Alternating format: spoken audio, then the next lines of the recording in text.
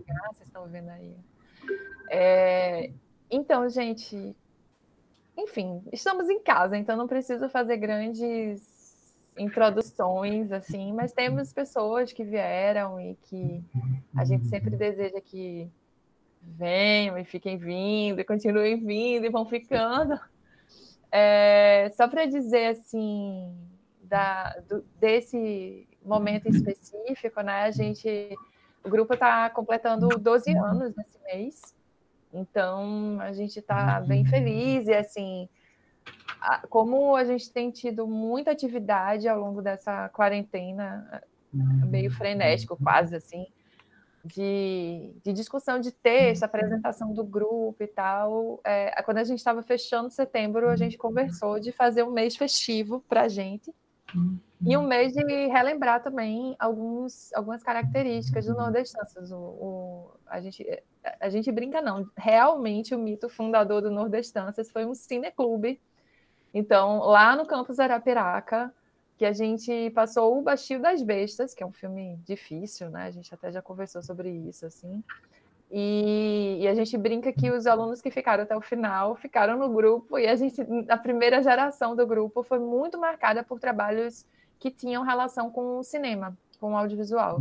Então, a gente fez alguns trabalhos de pesquisa, inclusive, alguns sobre cangaço, o ciclo da cana. Então, teve vários trabalhos que foram focados na discussão audiovisual, muito pensando como é que esse audiovisual se relaciona com essas questões que são centrais para o grupo também, que é essa discussão de identidade, território, cultura, andando em paralelo.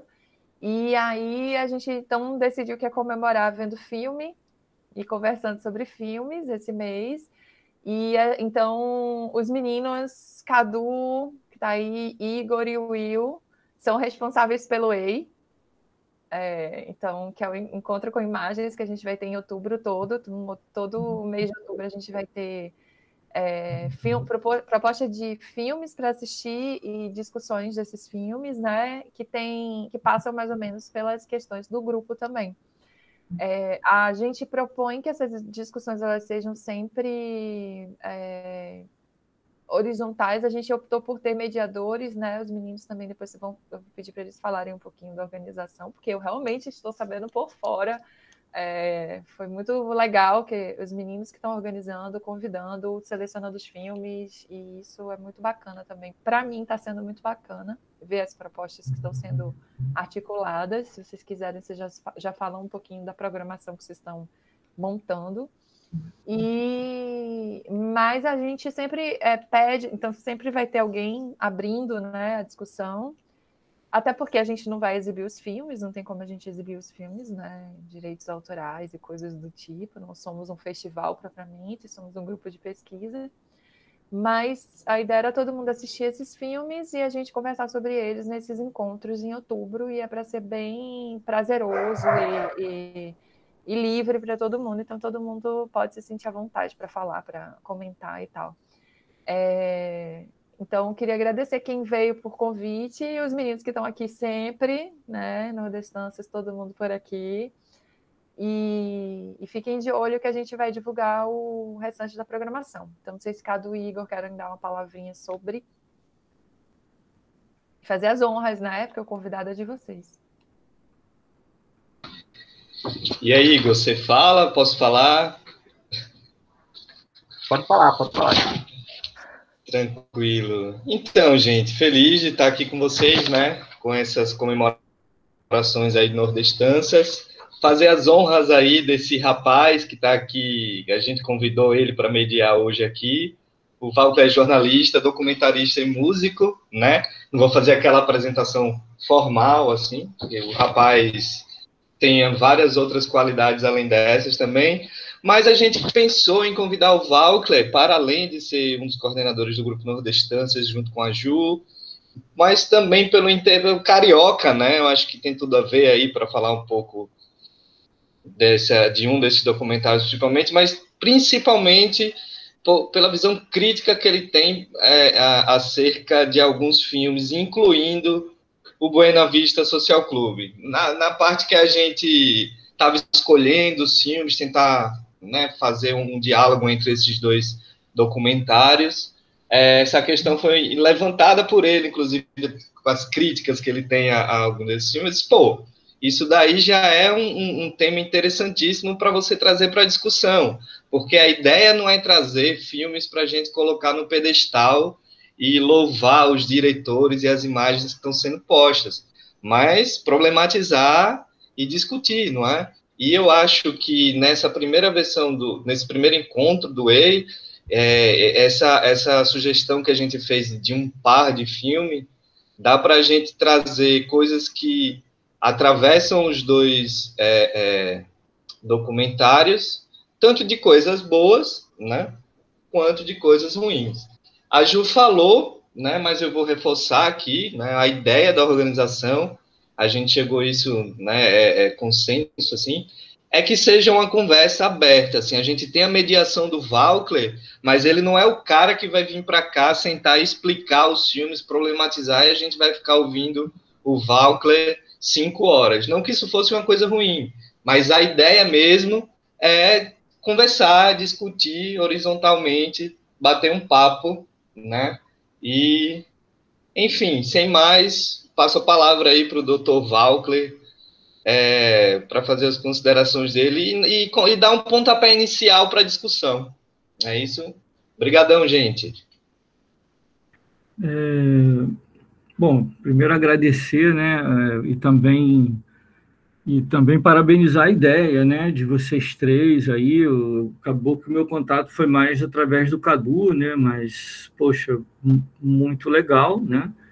Acho que isso tem tudo a ver com a história, né, do Nordestâncias, né, como grupo de pesquisa, essa coisa do audiovisual o tempo inteiro esteve presente, não só por mim, não, né?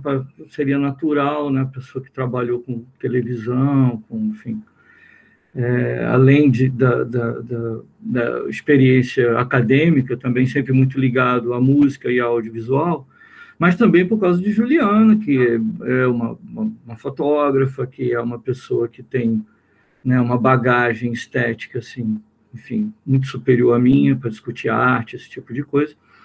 E então é natural que o grupo ficasse sempre ali, feito mariposa em volta da lâmpada, né, com essa questão do audiovisual, né, tentando pensar o audiovisual, usar o audiovisual, né, da forma mais exploradora possível, e ir além de certos conceitos clássicos, né, de arte, né, enfim, de autoria, né, enfim, o que é cinema, né, enfim, para que cinema, né? Então a gente está sempre, né, problematizando isso e trazendo isso para a discussão.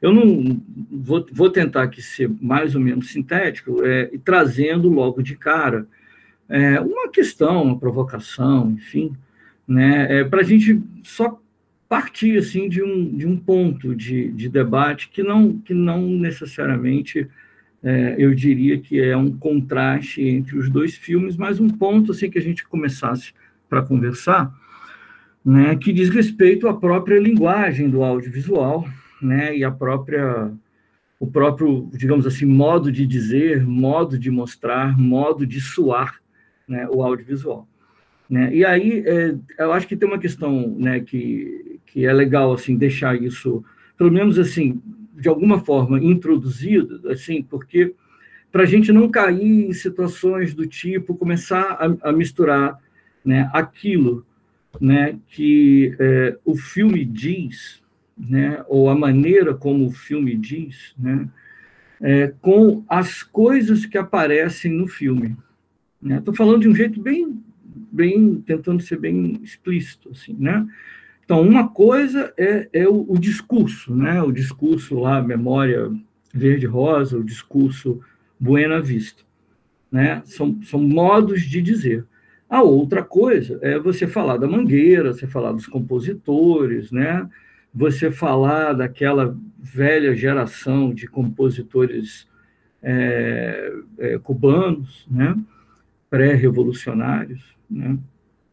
E então, assim, tem dois aspectos aí que o nosso papo pode caminhar em paralelo, mas seria legal a gente não confundi-los. Quer dizer, o audiovisual, né, enquanto uma linguagem, né, onde se discute aquele modo de dizer as coisas e onde a gente vai investigar esse modo de dizer as coisas, né, e aí, por que Wim Wenders não leva um tripé para Cuba? Né? Assim, por que Wim Wenders não leva um tripé para Cuba? Né? Porque absolutamente todas as imagens do Buena Vista estão tremidas, inclusive imagens de show que seria qualquer um de nós. Eu podia emprestar um tripé meu para ele. É óbvio que isso não é gratuito, né? Porque aquela imagem parecendo VHS, né? Que chega uma hora, qualquer excesso de luminosidade, você já não distingue a rua do céu, do prédio, fica tudo aquele branco, né? Aquela luz estourada. Você acha que ele não tinha possibilidade de pegar uma Tonavision, né? Enfim, uma câmera de, sei lá, 15, 10 mil dólares a diária no aluguel? É claro que sim. É claro que sim. Mas o que isso tem a ver, né, com o discurso que ele está pretendendo ali, né? 1998, 99, né, que é o filme, né, que ele está produzindo para depois lançar, né? O que Wenders está tentando dialogar, por exemplo, com uma tradição do cinema cubano, por exemplo. Né? O que ele está tentando com aquelas imagens, né, é conversar com a própria história de Cuba, marcada, enfim, por uma série de questões da era de Fulgêncio, a era revolucionária, o bloqueio, né, a falência lá do mundo da cortina de ferro, do mundo da utopia socialista, né? O que aquela câmera está conversando ali? Em 98, 99, você tinha filmes excelentes, há muito tempo você tem filmes com uma qualidade técnica, uma qualidade de fotografia altamente acessível a um Wim Wenders da vida, assim, né? Entre esse filme Céu sobre Lisboa, Lisbon Stories, por exemplo, que é um exemplo de cinema autoral, porém tecnicamente impecável, né? Tem 18 anos entre um filme e outro, e assim, Wim Wenders já era Wim Wenders em 1980, já era Wim Wenders na década de 60, né? Então, é interessante pensar, então, por que essa utilização, né? Por outro lado, né, o filme lá do Krieger, ele é um filme bastante formal, né? Assim, no sentido que eu estou falando aqui de novo, gente, não das coisas que estão dentro, mas do modo, né, a linguagem adotada. Ele poderia ter adotado, né, outras linguagens para dizer aquilo, né? Ele optou por uma linguagem, digamos assim, mais formal para falar aquilo, né? Então, apresenta os personagens, né?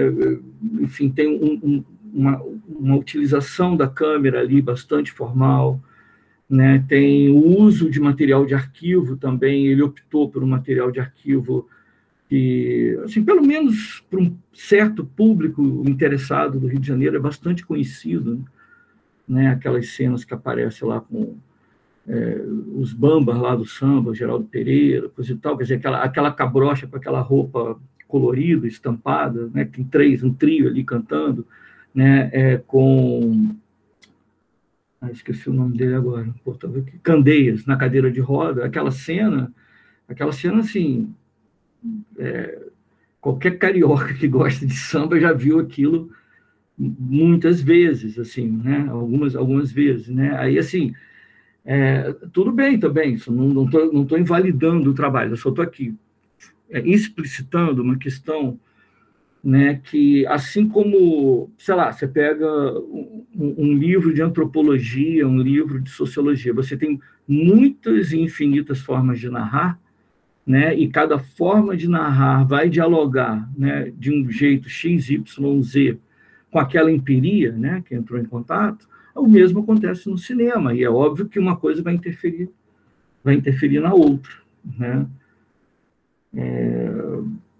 E aí, só para concluir, né, então, assim, né, a impressão, em termos de linguagem, que dá é que, enquanto o Wim Wenders, né, apesar de ser alemão, né, e o... Como é que é o nome do cara? Estava conversando agora de tarde, o músico lá, o Ry Cooder. Enquanto o Wim Wenders, né, ele não tem, digamos assim, ele não tem nenhum problema, né, em tornar opaca a presença dele, em tornar espessa a presença dele. Você vê Wim Wenders ali. É impossível não ver Wim Wenders, né? Então, você vê Wim Wenders vendo Ry Cooder e, por sua vez, Ry Cooder vendo os cubanos. Então, você tem camadas, né, de opacidade, né? E a opção do Krieger, né, foi de, enfim, tentar sugerir uma transparência, né, de como se você atravessasse o ecrã e entrasse no Morro da Mangueira, de fato, né? São opções de direção, né, da mesma forma que você pode, num livro de antropologia, e aí eu trouxe aqui só para mostrar, né, são Edgar Morin, quando ele tinha 22 anos de idade, 20 anos de idade, e era um jovem correspondente do governo francês, desembarcando em Berlim em 1945. E esse livro é maravilhoso, assim, porque o Morin escorre aqui por dentro, assim, você toma um vinho com o Morin, né, na Alexanderplatz, né, ou ali no portal de Brandemburgo, vendo a cidade toda escangalhada, né, os destroços da cidade, as ruínas, né, modernas da cidade de Berlim, e você se sente com ele ali tomando um vinho, em mérito do Morin. Eu prefiro desse jeito, aí é uma questão, não me peça razão, né? É uma questão de preferência, eu prefiro desse jeito, né? Gosto de tocar nas opacidades e nas espessuras, assim, né? Bom, queria só então introduzir essa questão e passo a bola.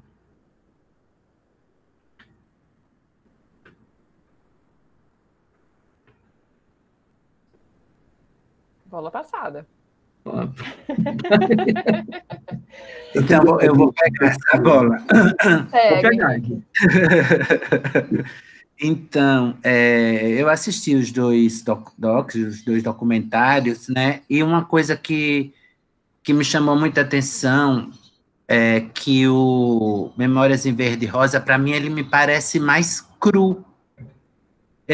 Talvez aí essa falta de camadas, essa falta de intenções, ou com menos intenções, sabe, do que o Buena Vista. O Buena Vista, primeiro, o Cooder tinha feito a trilha do Paris, Texas, que é um filme do Wim Wenders antes do... Né? Bem antes. O Buena Vista já tinha ganho o Grammy, eles já tinham ido para Nova York, então, às vezes, eu fico prestando atenção, principalmente nos shows do documentário, que o Wim Wenders a câmera sempre procura lá o Cooder, como se ele precisasse do Cooder para referendar aquela situação e aqueles músicos tocando no Carnegie Hall em Nova York, sabe? Às vezes me parece um pouco colonialista, sabe? Talvez imperialista, não sei, se é forte demais, esses termos são fortes demais, né? Mas aí eles já tinham tido toda essa trajetória, o Cooder já tinha ido para Havana, já tinha feito o CD já tinha ganho o Grammy, eles já estavam em Nova York, aquelas cenas de Nova York, para mim, eu acho desnecessárias completamente, sabe? Eu vejo, assim, né? Eu não bem, talvez a leitura que eu tive, né? do que eu vi, né? E o Memória em Verde e Rosa, ele é mais... Eu vi mais o Rio de Janeiro ali, entendeu? Eu me senti meio na Mangueira ali, sabe? Como o Valcler falou, ele entra mesmo, sabe? Ele não está olhando, sabe? Bem, um pensamento que eu tive quando assisti os dois, não sei se tem, mas foi o que eu pensei. Eu fiquei, acho lindo o Buena Vista, mas tive alguns problemas com ele enquanto documentário, assim, sabe? Coisas que eu não tive com alguns outros filmes do Wim Wenders, que eu acho um diretor incrível, sabe? Eu não soube lidar, talvez, com Buena Vista aí, né? Apesar de entender que ele politicamente foi super importante naquela hora, né, dele ir para lá e dele mostrar, no final, as frases do muro, a frase do cinema, do Karl Marx, sem o R, né, são muito representativas, terminar com a bandeira de Cuba, né, nos Estados Unidos, né, mas eu achei, eu particularmente tive alguns problemas com o Buena Vista, é isso. Eu vou pegar a bola da bola. Eu acho engraçado, eu acho os dois colonialistas. Inclusive, a gente ficou brincando aqui entre nós, assim, durante a semana, porque é Pedro Krieger, né? E Valka tem as histórias aí do pai do Pedro Krieger dentro da música no Rio de Janeiro. Então, a gente conversou muito sobre isso. E a gente brincou, dois alemães, né? Que engraçado, alemão no samba, alemão na salsa. Eu acho que os dois terminam tendo um olhar colonialista, ainda que eles partam de pontos distintos. Eu acho que o Buena Vista é muito mais autoral. Assim, eu acho que o Wim Wenders, ele, enquanto sujeito, está mais presente no filme. Ainda que eu acho que o filme vê de longe, vê com um olhar de encantamento, enfim. Mas ele tem uma linguagem ali que é dele. No Memória em Verde e Rosa, eu acho que a linguagem ela é mais, quando o Valcler fala formal, que ele disse, né? Você não tem um dedo que você perceba o diretor marcando o filme, assim, no sentido estético. A linguagem é uma linguagem que poderia ser adotada por outro diretor, assim, não me parece que haja ali Mas eu acho que nos dois casos eu vejo como meio colonialistas, assim, o olhar, porque nos dois casos me parece que há esse encantamento do intelectual, sabe? Pelo que está sendo... A gente conversou um bocado aqui, né? Sobre esses dois filmes, assim, ao longo da semana. E aí esse olhar que olha também para essas memórias e para essa pobreza, né? Nos dois casos a gente está falando também de relações com a pobreza e com uma criatividade incrível, né? Que explode, assim, nos dois casos, mas nos dois casos também muita pobreza, e uma vida muito marcada por ela, com um certo encantamento por isso, sabe? Eu acho que os dois olhares se encantam por isso. E se encantam e nos encantam, porque os dois eu acho que encantam a gente também, né? A gente fica louco por Havana, a gente fica louco pelo Rio, nos dois filmes. Eu acho que eu vejo muita Havana ali também, mas eu acho que visivelmente é um olhar específico, é um olhar de quem se encanta por aquilo, mas que não vive aquilo. E em certa medida também eu fiquei pensando muito por uma coisa que a gente conversou também, aí ficou ecoando na minha cabeça também essa ideia da memória inventada, sabe, também, que eu acho que nos dois casos existe também um pouco, né? Se você pensa, todos são idosos, a gente olha os velhinhos, é a velha guarda, são os velhinhos do Buena Vista, a gente olha para eles, eles já estão velhos. E aí o nosso olhar também tende a fazer sabe, eu acho que o grupo do WhatsApp do Nordestanças essa semana foi só, que lindo, tô encantada, que lindo, tô maravilhada com isso. Mas acho que tem uma questão ali para a gente pensar também, que esse encantamento, ele atravessa uma série de outras questões que não vão ser ditas por esses sujeitos que estão representados e que nenhum dos dois diretores me parece que vai atrás disso, sabe? O Wim Wenders fica...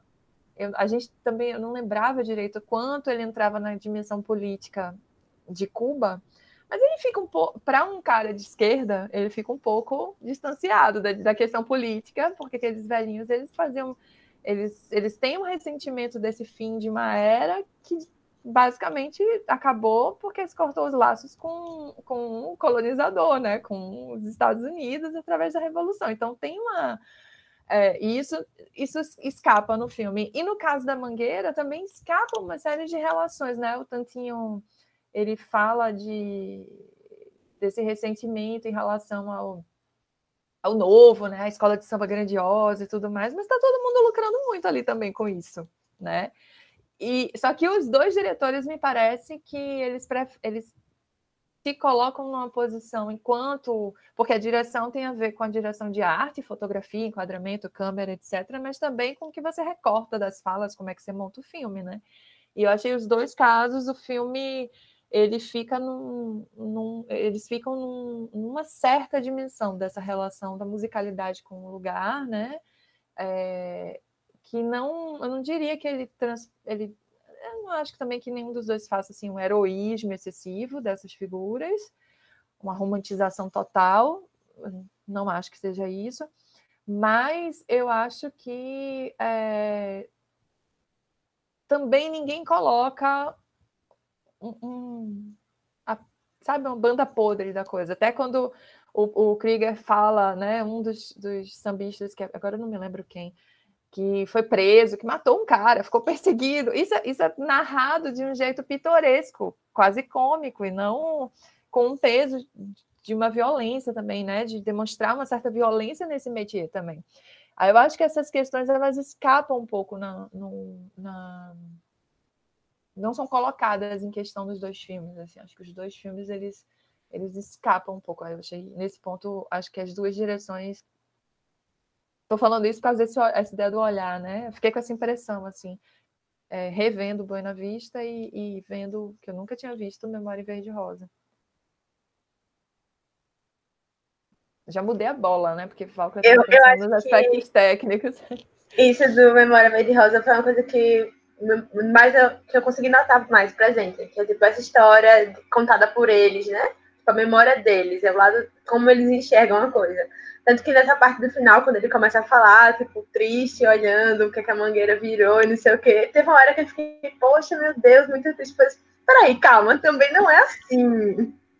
Não é só essa tristeza. Tem a galera que tá empregada fazendo isso, tipo, o Carnaval do Rio é imenso, tem muita coisa acontecendo. Aí, tipo, até pausei assim na hora, fico, peraí, calma, volta pra se centralizar. Porque eu acho que eu fiquei pensando muito nisso também, né? De a pessoa que vai fazer os cortes dessas falas, né? Pra juntar, pra criar esse storytelling, quanto ela consegue envolver você pra chegar nesse caminho. E aí eu fiquei pensando muito nisso.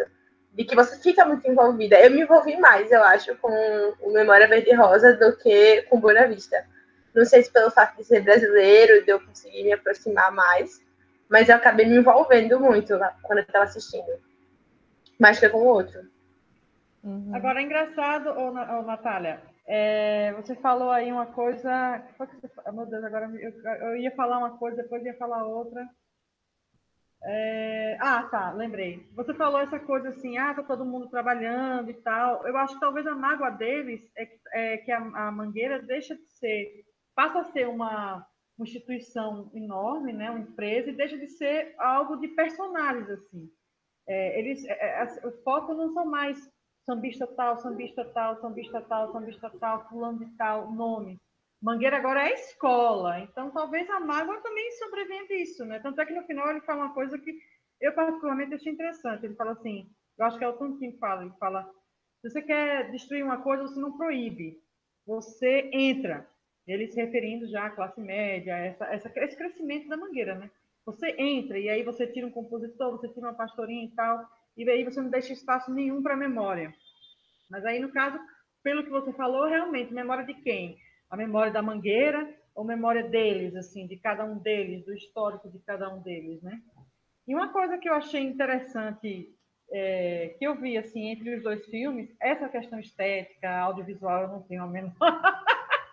eu fiquei prestando a maior atenção ao que o Walter falava para tentar aprender um pouquinho, que eu não tenho o menor... Isso me escapa, assim, sabe? Esses detalhes, assim, escapam mesmo. Mas uma coisa que eu achei interessante é que são dois filmes que apresentam uma situação mais ou menos semelhante, que é um crescimento de um grupo. A Mangueira começa a mostrar a história lá no morro, aquela coisa toda, vai crescendo, vira Mangueira, né?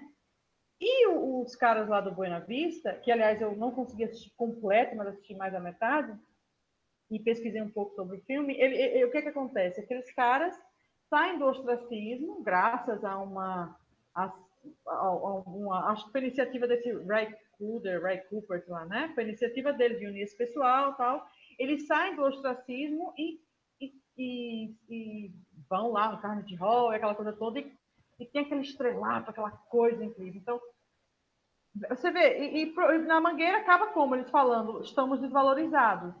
Então, são duas situações em que os dois grupos cresceram, digamos assim, só que enquanto um grupo se sente valorizado, mostrado de novo, aquela coisa emocionante, o outro diz, a gente perdeu o nosso espaço. Essa relaçãozinha que eu achei, que eu não sei até que ponto ela é válida, mas eu achei válida, eu achei interessante. Não sei, talvez seja uma mera coincidência, né? Enfim. Pronto, agora a bola. Alguém pega essa bola aí. Antes do Walcler pegar essa bola e passar de novo, eu queria levantar duas questões. Na verdade, não são afirmações, são questões mesmo, para ver o que é que vocês acham e debater aí. Acho que o Walcler vai até aproveitar um pouco aí, quando pegar essa bola. Eu acho que os dois diretores tensionaram um pouco as questões, sabe? Eu acho que eu sinto falta assim, dos dois diretores pegar, talvez seja isso um pouco do dedo do diretor que a gente sente falta aqui.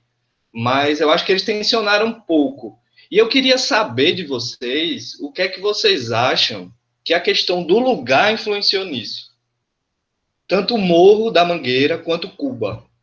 O que é que isso influencia para os diretores não tensionarem da forma que a gente está problematizando aqui? Porque eu acho que são dois lugares de potência, né? Assim, no sentido de historicamente falando, né? E a gente vê que, por exemplo, no Buena Vista, você vê o Ibrahim Ferrer, que eu particularmente amo de paixão, assim. Chega uma hora que em algum momento do filme tem uma certa narrativa do tipo, ele estava ali na sala da casa dele e a gente disse, vamos, ele, não, mas eu preciso tomar um banho. Não, vamos agora, vamos para ali. Sabe, eu acho isso, tipo, não, você vai agora para o estúdio. Não, mas eu gostaria de ir ali tomar um banho. Não, você vai do jeito que você está agora, vamos lá para o estúdio e tal. E no Memórias, tem toda uma questão por exemplo, que a Ju falou e tal, acho que é do Broto, daquele senhor que foi preso, enfim, jurou de morte outras pessoas e tal. A partir do momento que ele acaba de falar, já tem um corte e já vem a música da Mangueira, que é aquele apelo forte, assim, né? Ou seja, essas montagens que vão sendo estruturadas e que é um discurso, né? Ele está ali direcionando o olhar da gente Então, eu queria saber um pouco de vocês, assim, o que é que vocês acham dessa coisa da falta... Primeiro, se vocês acham que faltou, né, tensionar um pouco os discursos e mostrar um pouco mais, assim. Seria uma forma do diretor mostrar um pouco mais seu dedo. E o quanto essa questão do lugar, né, desses espaços, tem importância nisso. Então, eu passo a bola da Catarina e do pessoal ali, já inflei a bola com alguns elementos mais aí. Então, bom, primeiro, adorei a sacada, Catarina, bem legal. Na verdade, o mesmo fenômeno, né, de invasão bárbara, né, para usar uma metáfora, né, ele acaba tendo dois resultados, né? Pelo menos, né, da maneira como nos chega, né? Eu digo da maneira como nos chega, porque eu estava conversando com o Juliano essa semana, né? O Wilson Moreira, que aparece lá, né? É um cara que, por exemplo, há 13, 14 anos atrás, a gente estava começando nossa vida juntos, e levei Juliano no Sacrilégio, né?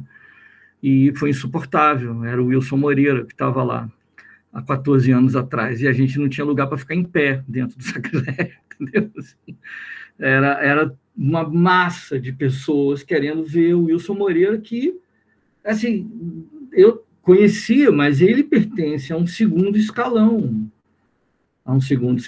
Ele não é, ele não é um monarco, né? Ele não é um jamelão que estava vivo ainda na época, né? O monarca está vivo, acho que até agora. Mas não é, ele é de uma escala, de um segundo grupo, né, de intérpretes e compositores de samba, né? E, no entanto, você não conseguia entrar para ver o cara numa roda de samba, né? Então, assim, porque, voltando, né? Então, assim, uma coisa é, assim, o que está acontecendo, né? Como materialidade, como coisa no mundo, aquilo que se aponta, olha, o fenômeno. Outra coisa é o que a gente está assistindo, né, através do documentário e da maneira como montaram aquilo, né? Talvez seja menos problemático ou contraditório no caso do Buena Vista, porque, de certa forma, é um doc, né, que cumpre um arco, né? Quer dizer, que cumpre um arco longo, digamos assim, e que tem um projeto por trás, que o projeto nem é do Wim Wenders, quer dizer, e o Wim Wenders adora fazer isso, viu, gente? Não sei se vocês viram o Sal da Terra, que é o doc que ele faz para o Sebastião Salgado. Não sei se você... É maravilhoso esse doc. Mas, de novo, quer dizer, é a câmera do Wim Wenders ali, né, sendo, de certa forma, filtrada, né, pela existência das imagens de Sebastião e da vida de Sebastião. Não tem a dúvida, assim, não tem... Sebastião está narrando o filme praticamente o tempo inteiro, e aí é muito engraçado. Isso é um belo exercício, tá? Você pegar o filme do Wim Wenders sobre o Sebastião Salgado e o filme do filho do Sebastião Salgado sobre o próprio pai. Assim. Aí, de novo, você cai na mesma situação. Quer dizer, um documentário, né, que pretende narrar a vida, né, do grande fotógrafo, né, da grande pessoa, né, que é Sebastião Salgado, né, e um documentário, no caso do Wim Wenders, né, que é Wim Wenders. É Wim Wenders. Você está vendo Wim Wenders. Você pode até não ter gostado daquele, mas é Wim Wenders. Não tem jeito. A câmera é Wim Wenders. Nada que está ali está buscando algo que não diga respeito a uma tentativa de produzir uma linguagem, sabe? De dizer alguma coisa de forma autoral. Né? E isso, para mim, talvez a grande diferença. Né? E eu não estou fazendo essa distinção longe, hein? Se você pega Eduardo Coutinho, antes que vocês me achem aqui o cara colonizado ali, só gosta de alemão, está até com o negócio ali da União Soviética, ali, comunista, não sei o quê. Minha cor nunca será vermelha. Enfim, eu posso citar dois caras, um inclusive eu já trouxe, tenho o mérito de ter trazido aqui em Maceió, né? Mas dois caras que eu amo, o Eduardo Coutinho e o Vladimir Carvalho. Vladimir Carvalho, já tive o prazer de sentar muito bêbado numa mesa com ele e falar para ele que O País de São Saruê foi o filme mais importante que eu vi em toda a minha vida. E ele fez uma cara assim, totalmente blasé, assim, tipo, tá bom, já ouvi isso um monte de vezes. Tá? Então, eu acho isso, quer dizer, você pega um filme, quem vai fazer um filme? O assunto por isso eu estava preocupado no começo da gente fazer a separação, né? Quem vai fazer um filme sobre moradores, né, de Copacabana, que moram num prédio, de apartamentos ali pequenos, né, moradores com histórias altamente banais, de solidão, outros não, porque tem casal de velhos que são entrevistados. Quem vai fazer Edifício Master? Que não Eduardo Coutinho. Né? Quem vai fazer? Por exemplo, uma coisa, eu estava falando com o Cadu, acho que na última reunião, como é que a gente vai pensar esse repertório, né, desses encontros? Eu acho que a gente tinha que trabalhar País São Saruê.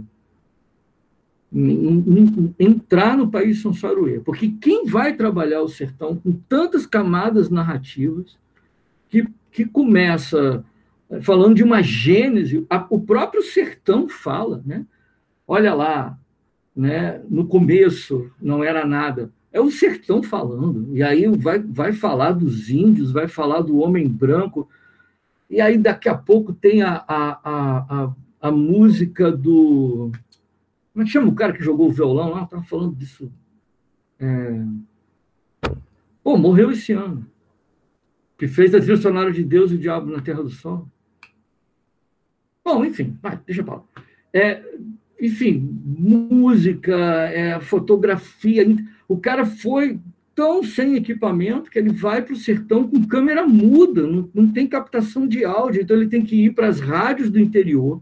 Então ele filma os entrevistados, grava as entrevistas na rádio do interior e junta aquilo de uma maneira assim tão magistral, mas assim, aquilo não é mais filme para mim, aquilo é uma ópera.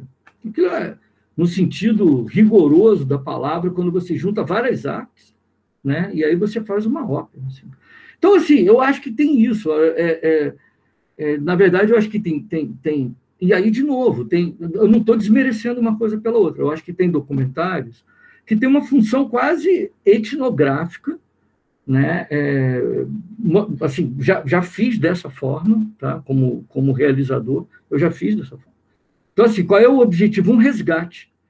Então, o cinema cai para segundo plano, e eu vou ali e vou, por exemplo, entrevistar uma senhora que guarda um alto natalino na cabeça, né? E ela, o filme vai ser tudo que ela lembrar, porque quando ela morrer, acabou. Entendeu? Então, dane-se o cinema. Vai ficar chato? Dane-se também. Estou pouco me lixando, eu estou fazendo um resgate, ponto final. E tem documentários, né, que tem essa linguagem mágica, né, a ponto de você dizer, mas isso é documentário, ficção? Eu estou vendo um filme de arte, eu estou vendo uma coisa que está me tirando aqui desse plano vulgar, cotidiano, prosaico, né, e está me jogando, assim. Eu falei tudo isso para o Vladimir na mesa, bebendo muito, assim. Tudo isso que eu estou falando para vocês, eu falei para ele. Assim. Eu convidei ele para... Ele estava lançando o Rock Brasília na época, tá? Que acho que foi ele está vivo ainda, não morreu não, mas foi dos últimos filmes que ele fez, uma homenagem à Legião Urbana e todo aquele cenário dos anos 80, que ele tinha um monte de material de arquivo. E aí ele foi para a UNIT, lá para Tiradentes, né? Um espaço que já até acabou, nem tem mais, assim, que é um estúdio, assim, a gente botou umas arquibancadas, e ele deu uma aula, né? Assim, foi maravilhoso, assim, enfim, foi muito legal, assim, foi a única vez que eu tive com ele também.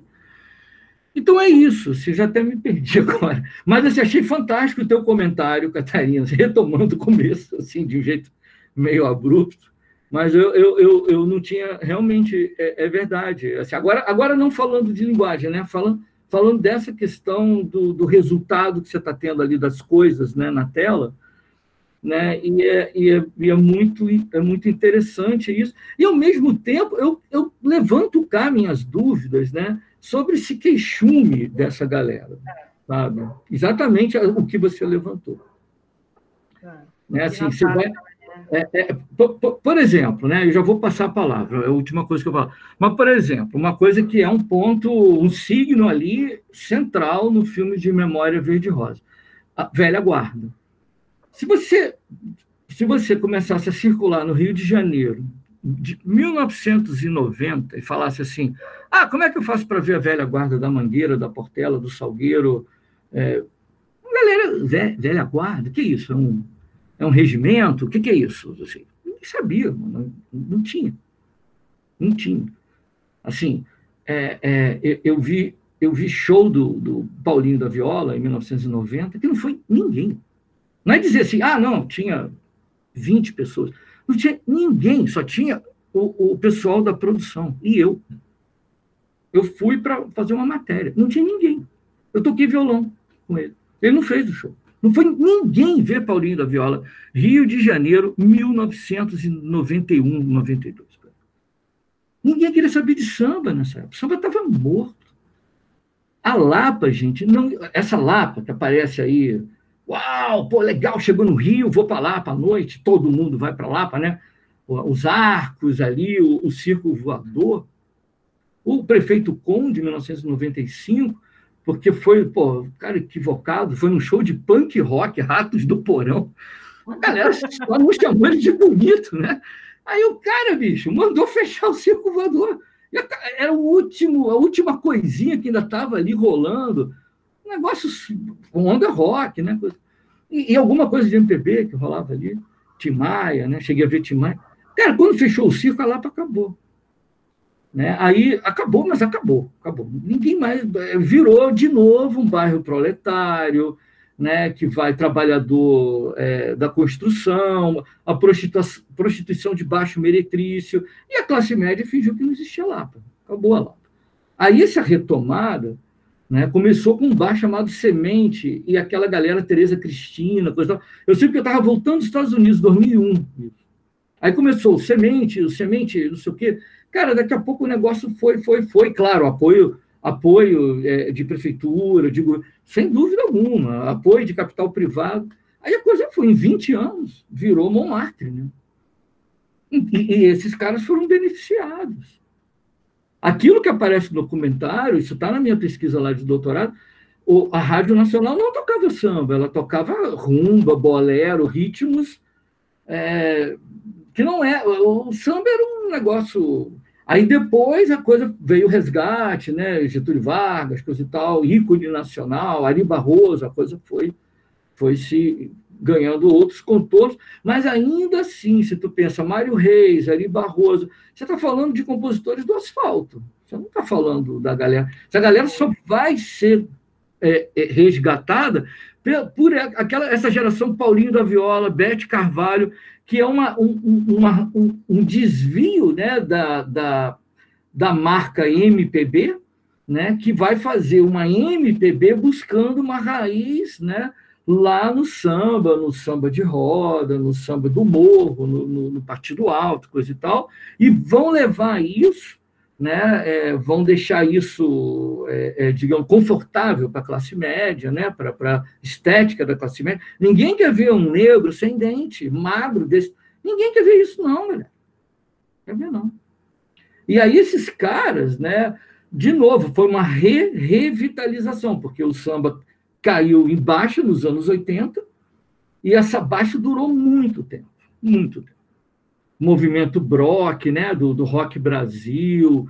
Depois, por exemplo, o que aconteceu no Maracatu, que vocês devem saber mais do que eu, né, na época que vinha Chico Sainz, Nação Zumbi, tinha uma noite só para eles no Rio de Janeiro, só para tocar no Noites Cariocas.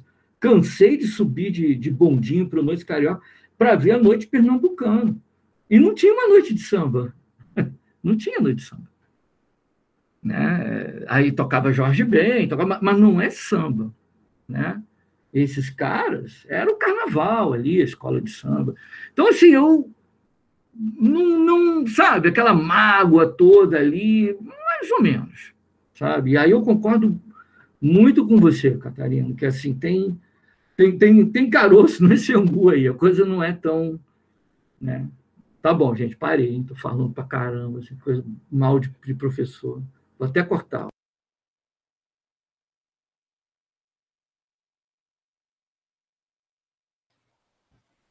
Repasse de bola aí, temos espaço aí pra gente escutar. E Mari, vai. Pegando essa bola aí da mangueira, bola, da bola, da bola, da bola, eu acho que, assim, eu tive outra visão, tipo, não do Valkyrie, assim, que realmente frequentava, mas, assim, o meu avô, ele viveu aquilo, basicamente. Meu pai nasceu em Duque de Caxias por lá, então, assim, quando eles falaram que era coisa, assim, muito de porta, pra mim faz muito sentido não ter, tipo, shows de casa grande, porque realmente não existia, era coisa que você andava na rua e via tocando.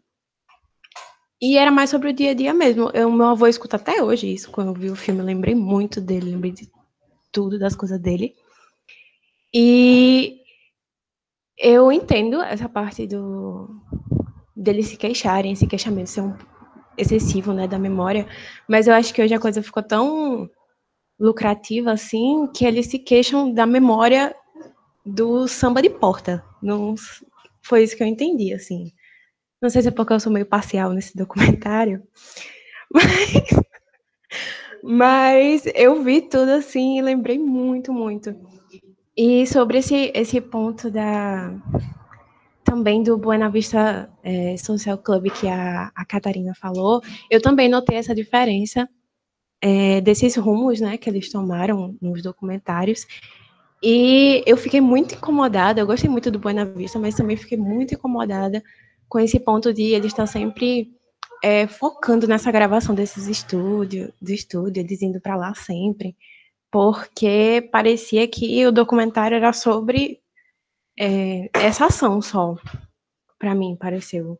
O Mangueira também foi mais abrangente para mim, e eu notei, assim, como diz, meu Deus? Esse deslumbramento maior de dentro para fora, assim, do Buena Vista, que eles queriam, eles falavam muito no documentário que eles queriam muito para Nova York, não sei o quê, e tocar em outros cantos, e foram para Amsterdã. E foram coisas que não aconteceram no Mangueira, né? Eles criaram a própria comunidade sempre. E eu acho que foi muito mais coletivo, assim, apesar de tudo. O cenário, as músicas e tal, o Mangueira, eles retratam como eles faziam pandeiro nas letras. Do couro de gato, porque não? Gente, aquilo. Deixa, eu preciso. Desculpa, mas eu preciso falar. Meu Deus, como eu fiquei assustada com aquilo, que eu nunca soube de uma. Que é isso, e ele fala na máxima naturalidade. Pega o gato, pega a sardinha, pega o gato, pá, outro. Como assim? Desculpa, Marina, pode continuar. Eu só precisava falar que eu tinha até. Absurdo, gente. Mas o que eu sei, assim, da família é dessas coisas mesmo, do povo carioca lá do Rio. Era tudo assim, porque não tinha que se virar mesmo. E aí eu notei mais essas imagens, como o Cadu questionou, eu acho que, de certa forma, foram um pouco mais ligadas à música, né? Eu não falo espanhol nem nada, mas, assim, eu pesquisei umas letras de música do Buena Vista e eu vi que tinha muitas músicas, assim, mais românticas, eu notei. Então, o cenário, eu acho que se perpetuou em volta, não da romantização, porque os dois romantizam, mas através dessa composição. Enquanto o Mangueira eu já vi refletir na construção das favelas e tal, porque isso aparecia mais nas letras. E aí eu acho que também não acho que eu vi uma posição assim muito forte, mas acho que o Mangueira ele cambiou mais para você subentender como eles vivem, como são as questões que eles vivem. É isso. Passei a bola. Vou pegar a bola. Então, eu entendo tudo. Eu gosto muito dos dois filmes, gostei muito dos dois filmes. Eu já tinha visto o Buena Vista, vi agora com um olhar mais focado, né? Mas eu entendo todos os pontos e concordo muito com o Henrique, concordo muito com o Mari. Agora, eu acho, a minha impressão é que são dois filmes que eles eu não entendo de realização, né? Mas me parece que eles vieram com uma narrativa final já pronta, e eles tinham que mostrar, e eles queriam mostrar isso no fim. Já sabia qual seria o fim. Então essa romantização da memória no filme da Mangueira me pareceu forçada também, por todos esses pontos que o Walker botou, mas parecia que ele queria falar disso, então, no filme. Enquanto no Buena Vista me incomoda menos, porque eu acho que era sobre aquilo, sobre a gravação, sabe? A minha impressão é isso, sobre essa gravação, sobre esse deslumbramento do americano que veio e ia gravar um disco. O Ray Cooder é um pesquisador de música de todo jeito, então ele queria gravar um disco com africanos e cubanos e tal, coisa que Paul Simon fez já também quando foi para a África do Sul, na época do Apartheid, gravou aquele disco do Graceland, né? Tô falando que é um disco que eu adoro também. Aí, eu acho que era sobre aquilo, sabe? Então, essa visão mais... essa crítica mais social que a gente tem não era muito o foco do que ele queria, talvez. E o Ray Cooder, quando chegou, pelo que ele conta, quando ele chegou em Cuba e os africanos não puderam chegar lá, porque tiveram visto caçado, algo assim, ele se deparou com aquilo e se deslumbrou, né? Com aquela qualidade de músicas que ele ouvia quando antigamente e que ele não conhecia quais eram os músicos, que são músicos excepcionais mesmo. Então, acho que ele já tinha essa narrativa pronta dessa apoteose no fim, que ele coletou aquelas imagens, coletou as impressões, as memórias também, mas o filme era aquilo, era sobre aquilo. O personagem era, de certa forma, o guitarrista americano que se deslumbrou com aquele cenário. Então, não me incomoda, eu entendo todos os posicionamentos e concordo totalmente, mas não me incomoda tanto, porque não me parece forçado, sabe? Me pareceu genuíno mesmo. Enquanto na Mangueira, eu adorei o filme também, mas aquela coisa final da memória me deixou, como o Walker falou. Eu concordo que deve haver, com certeza deve haver, deve ser genuíno de certa forma, mas não me parece tão, me pareceu um pouco mais montado aquilo. Só essa jogada de bola de volta aí, quem quiser. Mas só para fazer uma coisa assim, existe a questão financeira, a gente não sei se a gente pode estar levando só para isso. A Mangueira é uma empresa, é uma coisa enorme, ela não digo implodiu, ela virou algo que ela não esperava que viraria e tal. Tem a questão financeira, todo mundo como é, gente, se beneficiando disso, mas eu acho que não deixa de ter realmente... A gente tem como negar que o fato da classe média ter subido o morro deve ter transformado tudo aquilo ali? Aquelas imagens daqueles ensaios, eu fiquei deprimida com aquilo. Entendeu? Traz um lado bom, óbvio que traz, mas eu acredito que, de certa forma, mesmo que eu também acho que, Igor, concorda, tem aquela forçação de barra ao final do filme, né? Eles querem... tem aquela coisa, deixar tudo emotivo, e eles conseguiram, pelo menos comigo, eles conseguiram esse efeito, né? Mas eu acho que, mesmo que tenha sido intencional e um pouco forçado, eu acho que não é tão sem sentido, não é sem sentido, e ninguém aqui disse que era sem sentido também, que tem essa mágoa, realmente, que tem essa coisa, assim, do... Porra, a Mangueira agora não é mais... a Mangueira agora não somos mais nós, e menos ainda nossa, né? Virou outra coisa. Pronto. Cadu, pega a bola. Parece uma... Rapidinho, Cadu. Eita, Catarina caiu, né? Tá de boa. Eu tô adorando.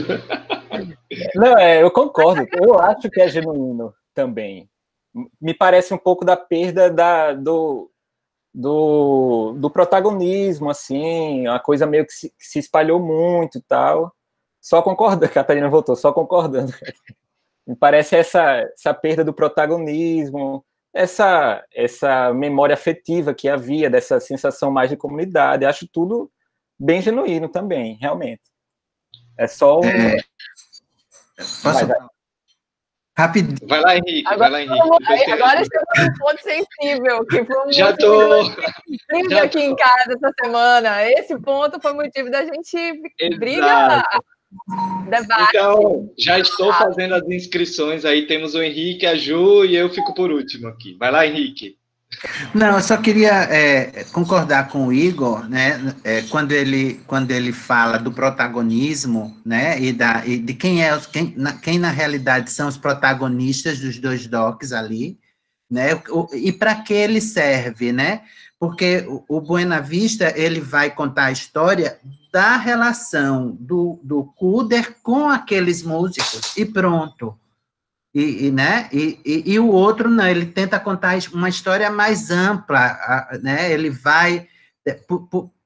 talvez por isso o final, esse final meio forçado do Memórias em Verde e Rosa, que eu também senti um pouco forçado, mas o Wim Wenders, se você prestar atenção, as últimas cenas de Cuba são 3 frases, quer dizer, são três ele coloca esta revolução é eterna, você vai passeando, aí tem escrito no muro, aí depois ele passa na frente de um teatro que se chama Karl Marx, e o R de Marx caiu, então está Karl Marx, né? E por último tem uma coisa que é nós cremos nos sonhos, né? Então essas 3 frases são uma porrada, né?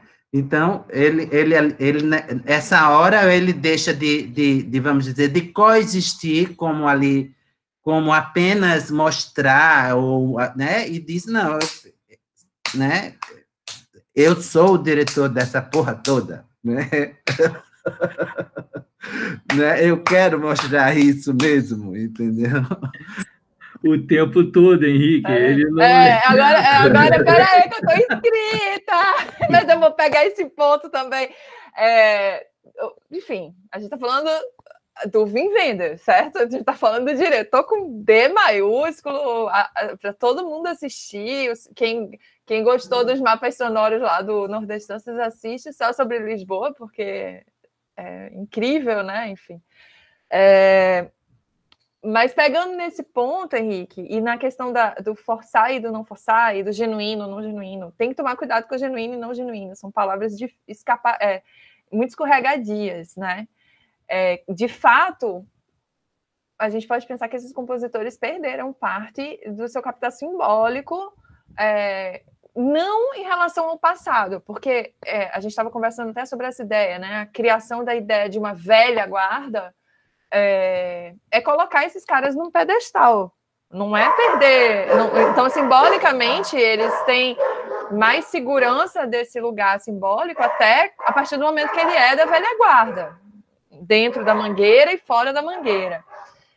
E acho que, então, é uma perda, mas tem uma questão também que a gente tem que tomar cuidado quando a gente fala das memórias que são narradas para outras pessoas, né? A gente tem a tendência a pensar essas memórias como transparentes, e como se o cara não estivesse falando para um diretor da Zona Sul Carioca, que tem uma expressividade familiar dentro do campo cultural do Rio de Janeiro.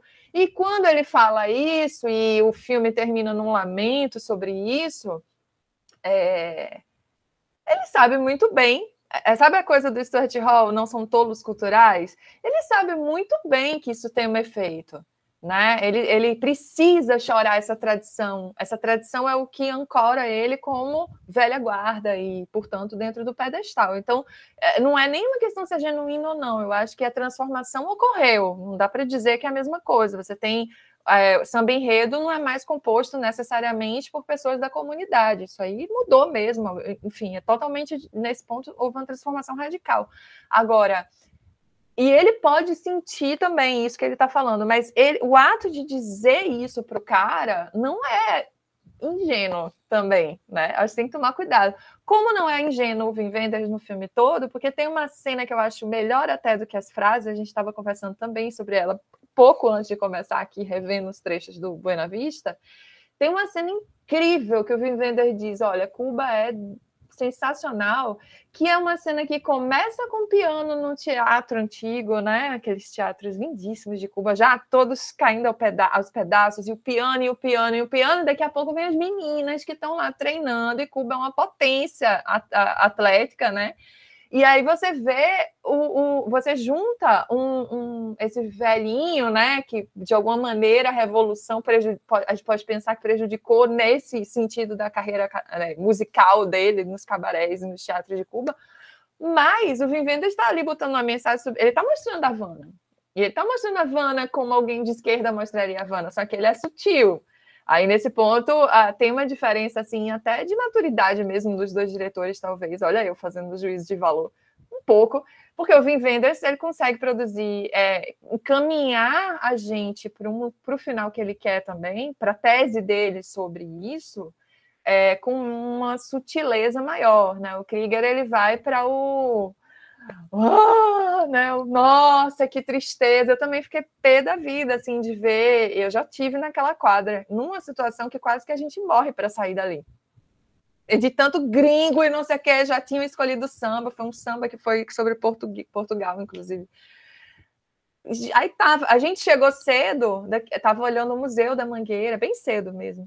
Daqui a pouco eu escuto uma voz tocando, gente, parece Alcione, não? Estão tocando Alcione. Não estão tocando Alcione, era Alcione numa mesa, assim, no meio do... Então tem... E aí depois, tipo, 2 horas depois, tava, sei lá, Preta Gil, não sei o que, e tava, assim, impossível de você se mexer. E era todo mundo branco, né? E aquelas imagens de cima da galera da Zona Sul carioca e do Brasil todo e do mundo, das zonas sul do mundo inteiro, né? Agora, e isso me incomodou também. Eu falei, olha, eu falei até, eu lembro que assistindo, eu falei, olha, interessante, até agora, até esse ponto, o filme era todo negro. Alguns sambistas são brancos, né?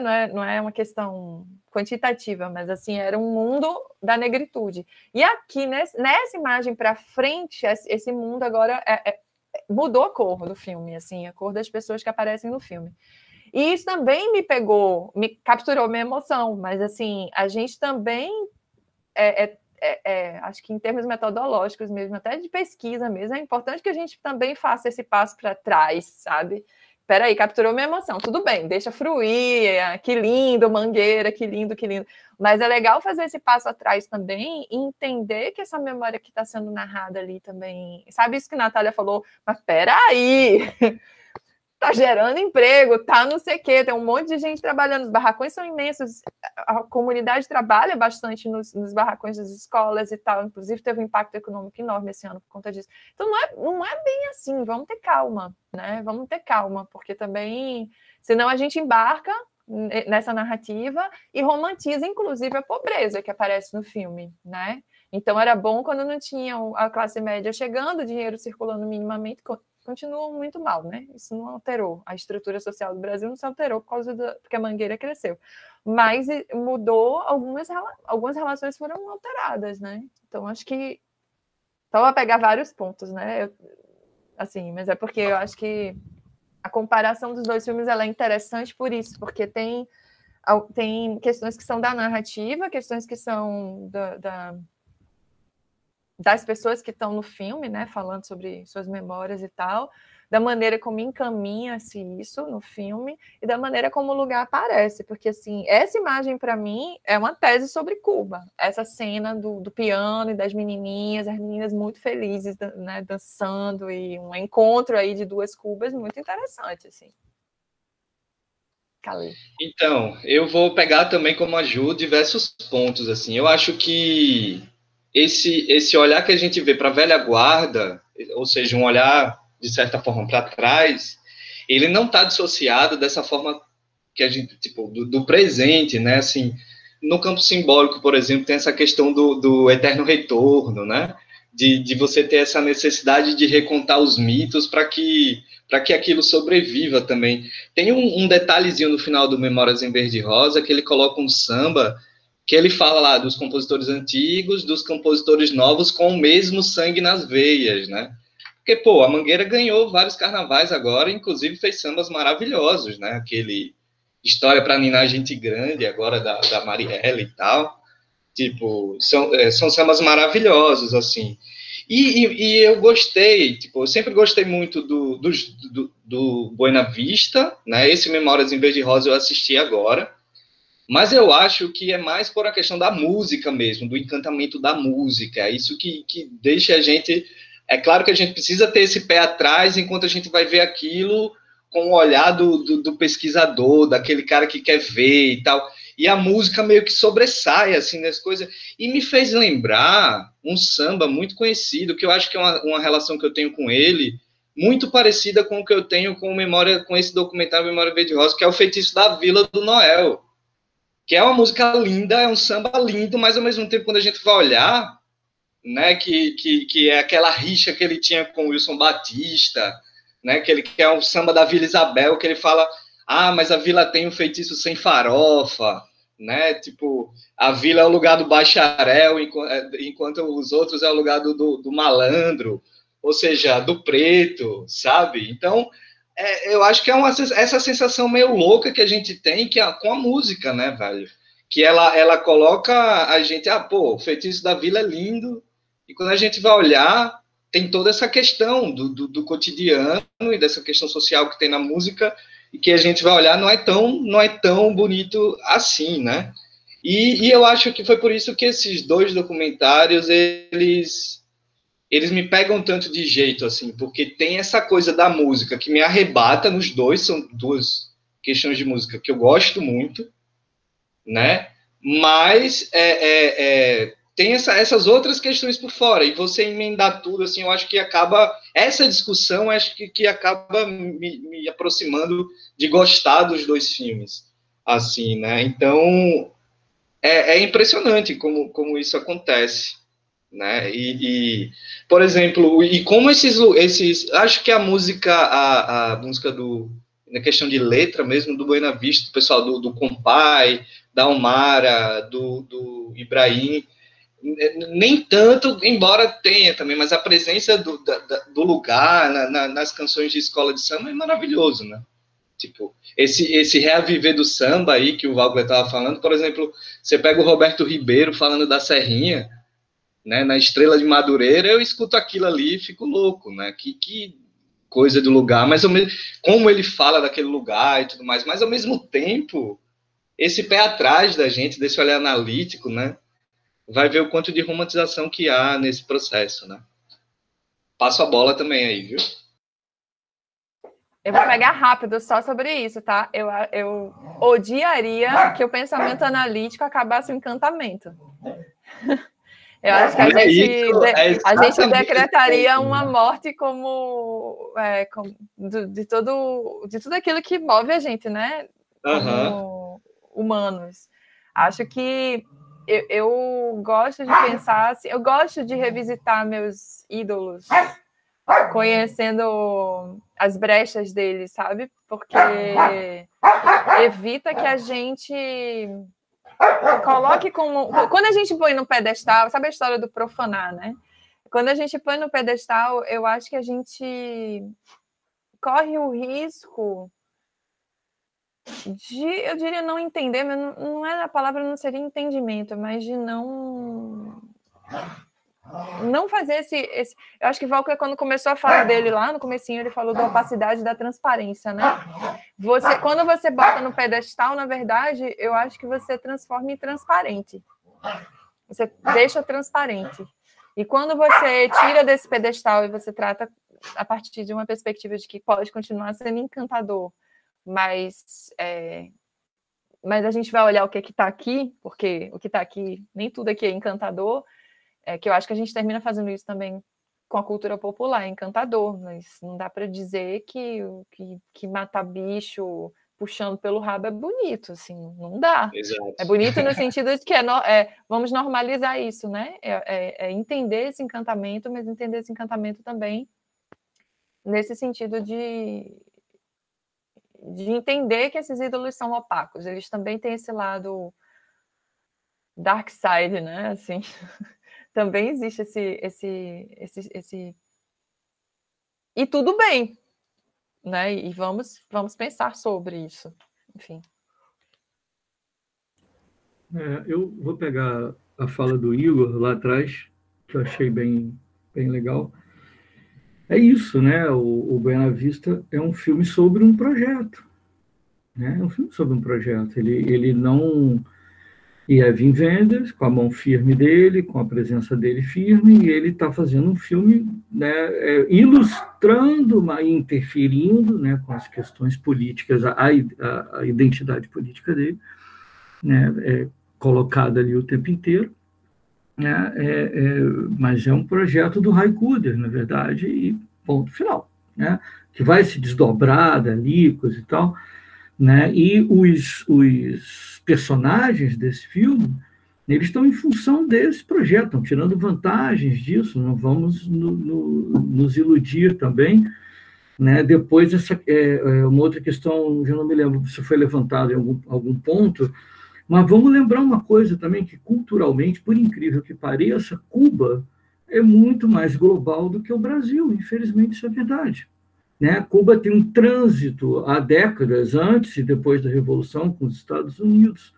Né? Cuba tem um ritmo muito mais facilmente aceito no mundo, que é o bolero, que é a rumba, né? Que já chegou em Hollywood, né? E o americano acha que aquilo é samba, acha que o samba é rumba, tem até uma letra, né? Acha que o samba é rumba. Enfim, e nós, seja, enfim, pela formação histórica, social, enfim, continental desse país, nós temos muita dificuldade, né, de nos percebermos lá fora, né? São raros os momentos que isso acontece. Mas o que eu queria levantar mesmo, tá, que eu acho que isso... Porque, de novo, né, e por isso que eu acho que foi tão perspicaz a fala do Igor, né, porque a gente sempre fica esbarrando, né, isso é uma coisa que nas minhas aulas de audiovisual estou sempre preocupado com isso, essa coisa da forma e do conteúdo, que por mais que seja metafísico, você querer separar, pelo menos assim, para uma introdução de um debate, eu acho interessante, né, para você não confundir as coisas, né, quer dizer, o modo de fazer o audiovisual, né, e o que está ali dentro acontecendo, porque muitas vezes esse tipo de confusão gera um efeito que é esse da transparência e da opacidade, quer dizer, você achar que o Memórias Verde-Rosa, que aquela realidade que foi ali retratada, recortada, editada, falada, quer dizer, olha quantos filtros estão acontecendo, é óbvio que o Tantinho, né, saiu dali e falou, porra, esse cara aí, entendeu? Toma minha cachaça aqui, deixa meu saco,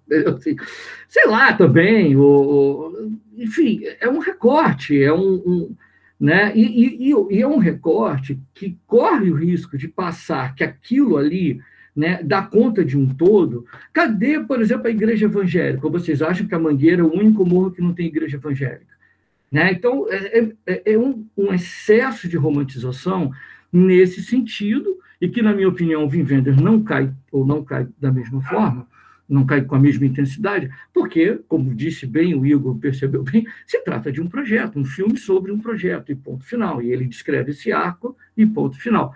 Enquanto que o documentário da memória, ele dá uma falsa impressão que, vendo esse documentário, pronto, já entrei na Mangueira, agora eu conheço a Mangueira, agora eu sei a história da Mangueira, inclusive, né? E assim, aquele Palácio do Samba, gente, ali foi uma confusão, foi um saco de gato, né, uma briga pra caramba ali, quem é que ia ser a diretoria, quem que ia mandar, e uma briga entre eles. Porque tem um paradoxo aí, que foi uma coisa até que eu anotei quando eu vi o filme, né, o Memória, né, que para mim é o seguinte, né, como é que você reclama, né, de uma identidade, né, que é construída exatamente no contraste com a cidade, né? Então o documentário também passa uma muito falsa impressão de que o Rio de Janeiro são duas cidades, entendeu? Aqui é a favela e aqui é o asfalto, mais ou menos. Assim, como carioca, já entrei em favela por 1000 motivos, assim, né? 1000 motivos, né? Baile funk, ONGs, enfim, tem várias formas, vou comprar um treco, porque tem um eletricista, até para pegar câmera, no morro que tem ali no Catete, tinha um gringo doido que veio para cá, se apaixonou, casou com uma mulher da favela, né, trouxe os equipamentos dele, acho que da Alemanha, sei lá de onde, montou a produtora dele dentro da favela e quem quer alugar o equipamento dele sobe lá e pega e sai com uma câmera caríssima e não tem notícia de roubo, nem na hora de buscar, nem na hora de entregar, porque tem um acordo ali, tranquilo, para não sujar o trabalho do cara. E o cara é um cara também que promove uma série de ações legais entre as crianças, aula de audiovisual para as crianças, enfim. Então, assim, é tudo muito, mas muito mais complexo. E o paradoxo é o seguinte: eu estou aqui me queixando, né, de que a cidade invadiu a minha favela, né, o branco invadiu o meu espaço. Ora, mas antes eu me queixava, né, que a polícia quebrava meus instrumentos, né, que eu não tinha nenhum tipo de inserção. Como é que isso fica? Né? Assim, me parece uma coisa... e aí é muito Stuart Hall isso, né? Se quiser ir para o outro lado, é muito Carl Smith também, né? A invenção do inimigo. Né? Então, a identidade se constrói pela alteridade. Né? Então, os caras estão reclamando de uma identidade perdida porque a alteridade só avisou, é isso? E aí eu já não estou mais falando de filme, não. Eu estou falando... Eu estou assim, de repente eu tomei aquilo ali como se aquilo fosse uma realidade onde não existe igreja evangélica, né? Onde quase não se falou de crime, né? Imagina, né? Um nome, por exemplo, como Buraco Quente, por exemplo, né? Que vocês imaginem o que era o dono do morro, né? O que é o dono do morro? Ou não, isso foi inventado com Crivella? Lógico que não, né? Apesar de detestá-lo.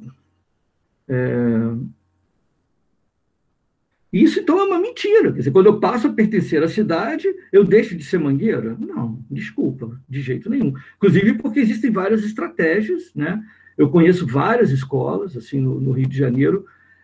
Tem um projeto, por exemplo, chamado Meu Cantinho, se a gente conseguisse articular para ir lá. O fundador, que é o Clóvis, 7 Cordas do Jambelão, já faleceu, o Jambelão já faleceu, mas o projeto está lá, formando crianças no choro, né? Esse lugar fica ali na Lobo Júnior, ali na Penha, tá? É um lugar que, se bobear até hoje, você vai pagar R$1 no pastel, super bem feito, tá? E R$3 ou R$4 numa garrafa de Brahma, tá? E é um lugar maravilhoso, né? Que a galera da Rádio Nacional, né? Né? A minha tese de doutorado nasceu naquele lugar, entendeu? Sendo embriagado pelos velhos músicos da Rádio Nacional, entendeu? Então, assim, aquilo ali, o que é aquilo? Bom, são estratégias. Estratégia é a ação do mais fraco. Porque quem é forte não precisa de estratégia, ele entra de sola. Entendeu? Agora, quem é mais fraco, ele vai criando as estratégias. Então, tem muitas estratégias. Não dá para... meu Deus, perdeu Táticas, tudo. não? Táticas, não? Táticas, estratégias. Ele não entrega o jogo, né? Os maores, para baterem os ingleses, cavaram a terra, né? Inventaram, já tinham isso, né? A trincheira. Quando veio lá a coroa britânica, se lascaram, né? Então, de novo, né? Quer dizer... Tem muitas estratégias, né? Lotar o sacrilégio, uma entrada a R$40, R$50, o Wilson Moreira botou bom dinheiro no bolso ali, pô.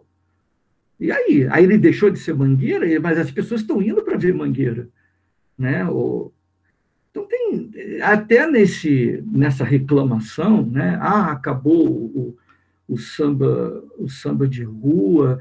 Cara, o samba... Bom, chega na galera da favela, samba ou funk?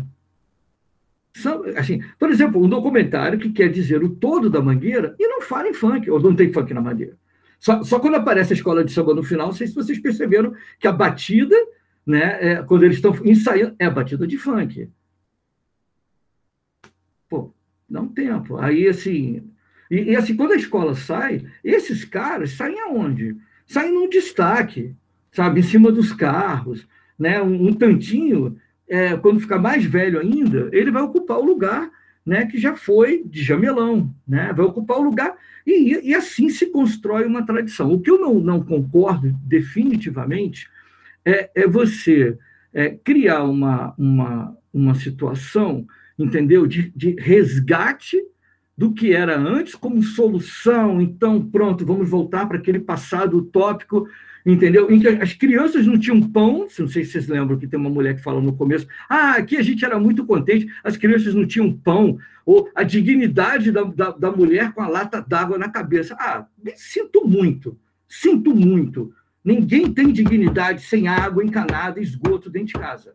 Entendeu? Você muda as palavras e você transforma um problema secular, que é a favela, em solução. Agora é lindo, olha aqui, aqui do lado, entendeu? A favela é o céu no chão, é muito lindo na letra do Paulinho da Viola, que estudou arquitetura, né? Que vem da família de classe média, como o seu Martinho da Vila também, que teve a oportunidade de fazer. Aí faz lá, nossa, minha casa todo mundo é bamba. Bamba nada, pô. Ninguém era bamba na casa dele. Ninguém era bamba. A avó dele era uma mãe de santo, coisa e tal, mas a mãe era funcionária pública. Entendeu? Então tem muita história maluca aí no meio. Né? Tem muita história. E tem muita história legal, pô. E tem muita história que é muito legal. E para mim, as histórias mais legais, e aí, antes de encerrar, é justamente isso que o Ju falou. Não tem a ver com autêntico, com original, com legítimo. Ao contrário, para mim, as histórias mais legais, né, é quando um encontra o outro. Né? É quando esse Paulinho da Viola, que é um filósofo, que é um intelectual, né, que é um cara que domina o léxico aqui, não só da musicalidade, que é um músico excepcional, mas da língua portuguesa de uma forma excepcional. Então, o cara está ali compondo uma música, né? E de repente um bêbado, né? Que eles estão lá, essa história é real, não sei se vocês conhecem, se acontece isso no Rio, todo mundo ia, que é a história do Jorge Poreia, não sei se vocês sabem quem é Jorge Poreia. Né? Você sabe, Catarina, né? Essa história é real. Então, o Paulinho estava tocando, né? Compondo, porém...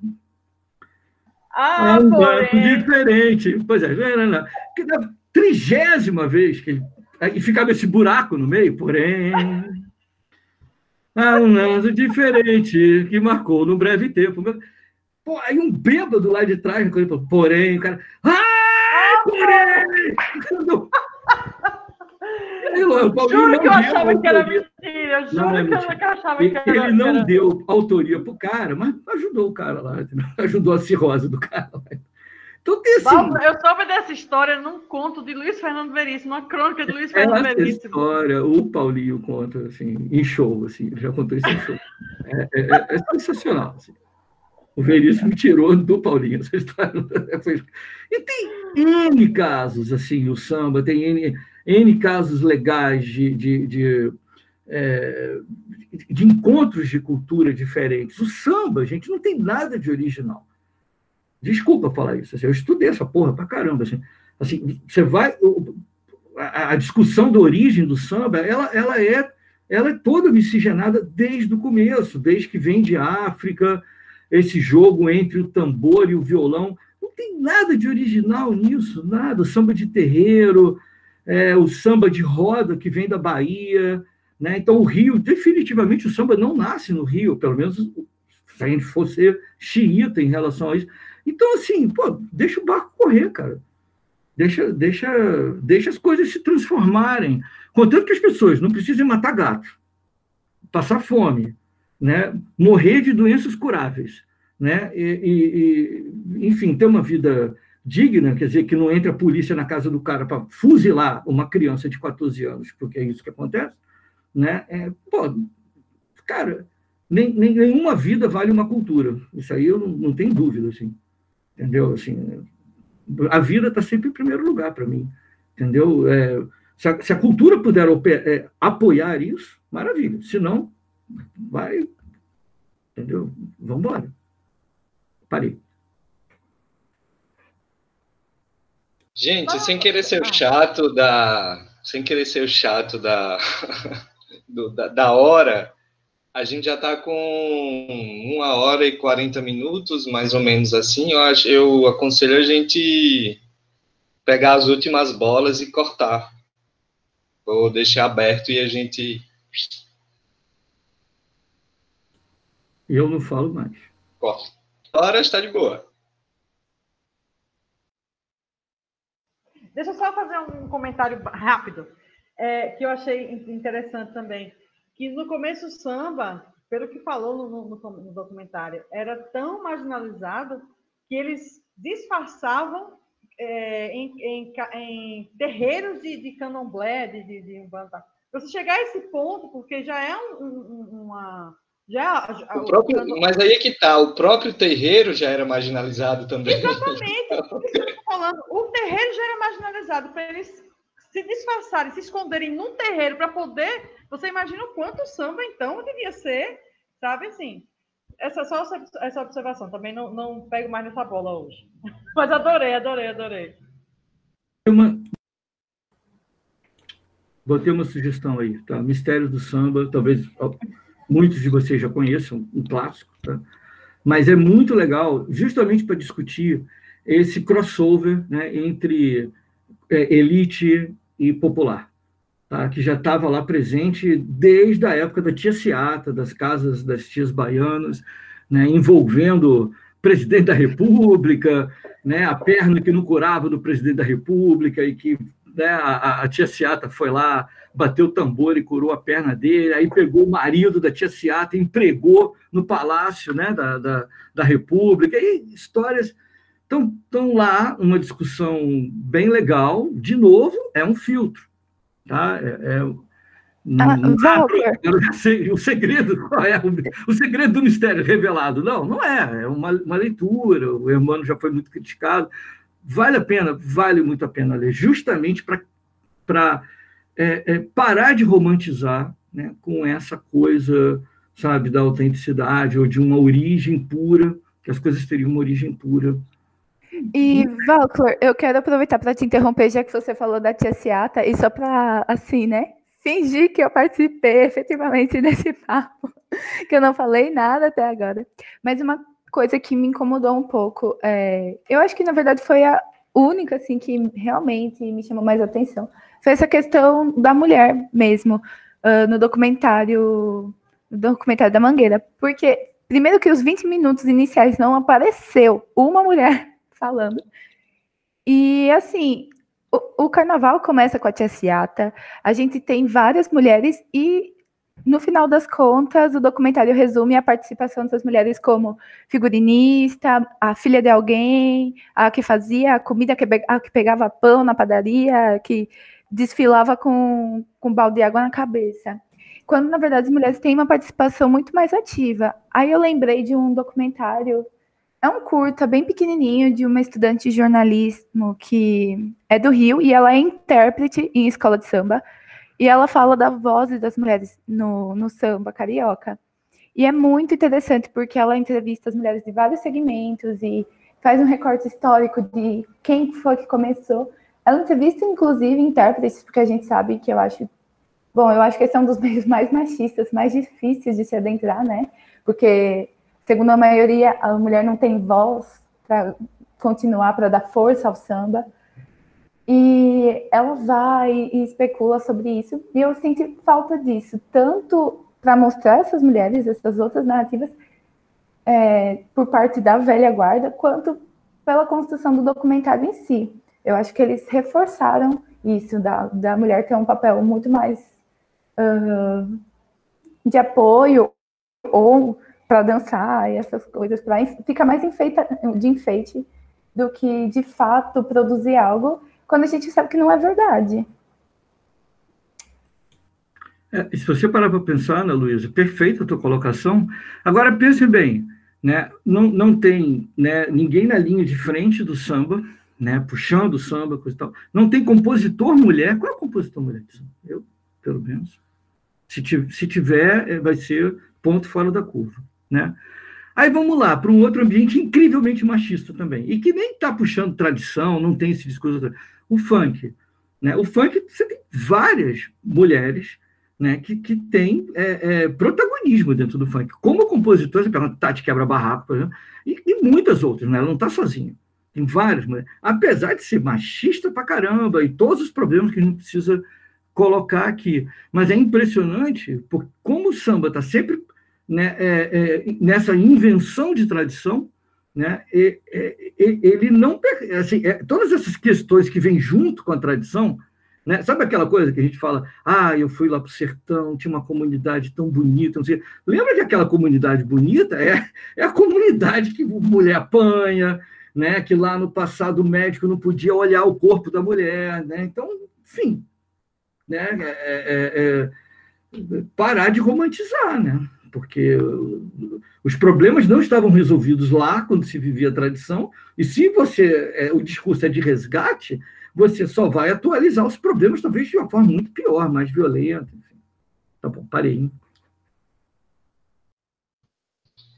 E aí talvez essa necessidade de pensar a tradição como inventada, né, é importantíssimo para você entender, eu acho que é um dos pontos mais importantes. Aqui, já que estamos, né, comemorando o aniversário do Nordestansas, eu acho que é uma premissa para o Nordestansas. A gente não trabalha com autenticidade, originalidade, esse tipo de discurso, porque a gente começa a discutir memória, toda a nossa discussão sobre memória, cultura, tradição, etc., ela passa necessariamente por entender que a cultura é uma invenção, as identidades são invenções, e por isso mesmo podem ser inventadas de novo, podem ser questionadas, né? É sempre muito cuidado. Acho que a discussão que a gente fez terminou passando muito por essa perspectiva também do questionamento da memória. A gente tende a achar que questionar a memória é dizer que o cara está mentindo. Não é dizer que o cara está mentindo.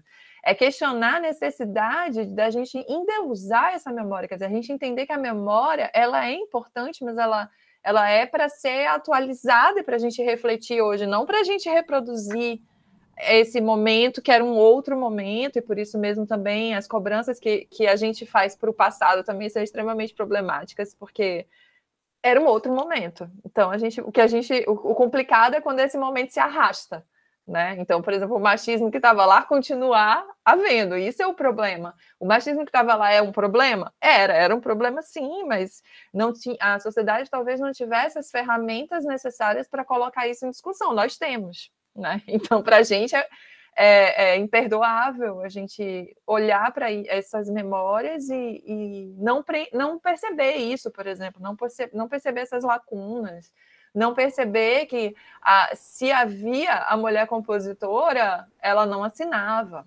Quem assinava era o marido, não sei o que. Dona Irineia é até feminista nesse aspecto, né? Ela assina, o marido dela faz algumas cabeças que ela que assina, porque ela que tem o nome. Mas, assim,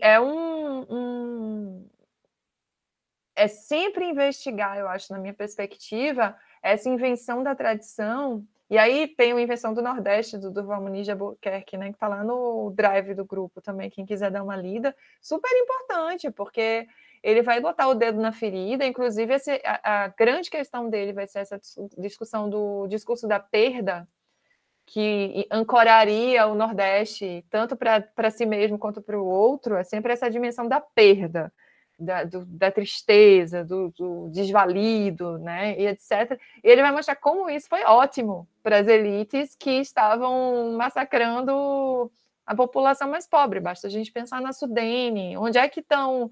A Sudene usou dinheiro público para fazer açude no Nordeste inteiro, uma das ações, né, do Denox. Onde é que estão? Estão em espaço público? De forma alguma, estão dentro das propriedades dos latifundiários, esses açudes, e o acesso a esses açudes depende dos humores do coronel.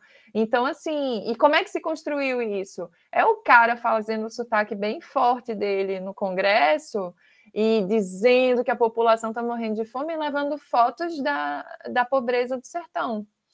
Então, esse discurso da perda, esse discurso da tradição, esse discurso de uma rememoração, esse discurso de uma essência que se perde, né? Asa branca que a gente canta, né?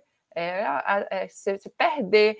Tem que tomar cuidado, tem que entender que acho que ele é importante, ele é um discurso existente, importante, ele move uma série de questões coletivas, mas também tem que tomar cuidado para que ele não vire um discurso que vai reafirmar as tradições, porque a gente está vendo aí o que está acontecendo com a reafirmação de uma série de valores que são valores conservadores e tradicionais. O machismo é tradicional no Brasil, é tradição, né? Só para dizer o mínimo, assim, só para dizer o imediato, assim.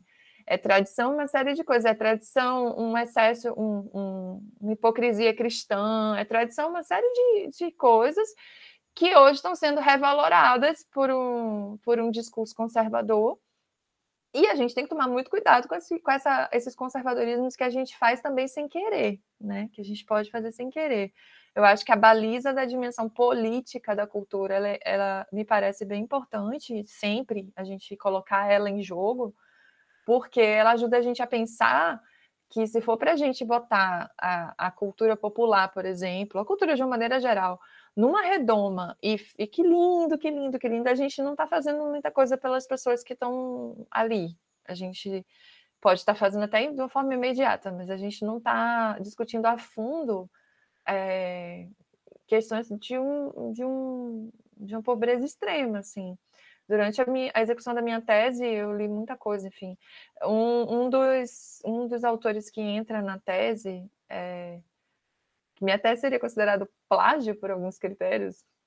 Quem já pegou a tese vai achar graça. É toda cheia de aforismos. Ela é basicamente um conjunto de aforismos arranjados. O Câmara Cascudo tem um texto, agora eu não vou me lembrar em que livro, em que ele fala, né, que o pobre, quando começa a comer, para de cantar. Não é exatamente, os termos não são exatamente esses, mas que a cultura popular, quando o cara tem mais meios materiais, o cascudinho, quando ele, né, a pessoa passa a ter um pouco mais de dinheiro, comer, ela não vai cantar o canto da lavadeira. Foda-se o canto da lavadeira, então. Não vai poder botar no YouTube, né, esse vídeo. Porque, assim, né? Então é isso. Então, e isso pode ser muito perigoso, assim. Acho que é um sinal de alerta. E aí, quando eu falei antes do encantamento é importante. Ele é genuíno, digamos, é uma palavra que eu não queria usar, mas ele diz respeito de uma mobilização sensível da gente. Não dá para a gente ouvir esses sambas e não, né, essas músicas todas, essas belezas que são criadas dentro de muita pobreza e não vê essa beleza, a gente vê a beleza. E acho que é muito bom que a gente veja, aplauda, etc. Mas se for para ela permanecer no mesmo lugar social para que isso aconteça, aí eu acho que a gente não está fazendo grande... Assim, aí não me interessa, esse olhar não me interessa como pesquisadora, ser humano, cidadã, etc, etc. Então, acho que aí nesse ponto, Wim Wenders, quando bota lá o finalzinho e diz quem ele é bom também, né? Então, gente, encerramos por hoje, por agora, por essa primeira jornada aí do EI. Então, aproveito, semana que vem, dia 15/10, acho que o mesmo horário, né, Ju? 17 horas, por enquanto, sim. Ju, melhor. Pegando assim pelo... Né? Eu sou péssimo também, mas enfim. A gente vai estar com a Mavi, que é do Nordestanças, ela estuda picho, né? Do mestrado lá de Dinâmica de Espaço Habitado da UFAL. E a gente propôs a discussão de também um par de documentários, um sobre o picho, né, do João Weiner, o documentário Picho, e o Cidade Cinza, do Marcelo Mesquita e Guilherme Valiengo. Mavi vai mediar esse debate, né, a partir desse par de documentários, de coisas que, pelo menos no popular, estão intrinsecamente associadas, né, picho, grafite. Às vezes até a gente mistura muito o que é um e o que é outro, né? Então, Mavi vai ajudar a gente nesse debate aí. Convido todo mundo. Aliás, quem está aqui hoje, vou olhar para a carinha de cada um, está todo mundo convocado. Tem que vir na... E vamos lá, vamos para mais uma semana. Cheiro para todo mundo. Valcler, milhões de obrigados aí. A gente agradece muito as suas contribuições, cara. Esteja à vontade para estar em todas as edições. E quem sabe, quiçá, como dizem na literatura, a gente faz uma edição dessa, não para o próximo aniversário do Nordestanças, mas para algo mais próximo e pessoalmente. Vamos ser otimistas, né? Um cheiro, gente. Muito obrigado a todo mundo, tá? Obrigado, Cheiro aí. Um abraço. Tchau, gente. Parabéns, meninos!